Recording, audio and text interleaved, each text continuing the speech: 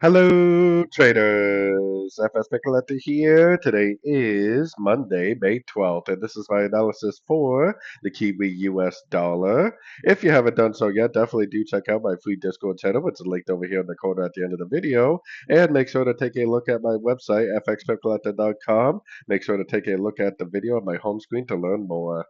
So I wanted to start off on the daily time frame just because I think that it's very clear that this is potentially a wave one ending right here. And this to me looks like an ABC crescent to the downside like a wave two. A wave two can go anywhere between the 38 and the 78%. So we should potentially stay bullish for depending on where it goes for probably quite a while. Now going all the way down to the shorter time frames, that means that this right here would be the top of a B. This could be right here like a wave one of C. This could be a wave two of wave C. We could maybe now be in a wave three of wave C. So I would be looking for shorts right now, unless you get a very, very significant break of shorts to the upside, preferably on like the 4 hour time frame and up.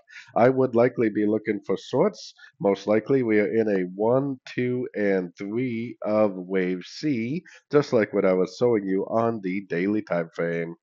So anyways, don't forget to like and subscribe. And as always, thank you for watching and happy trading.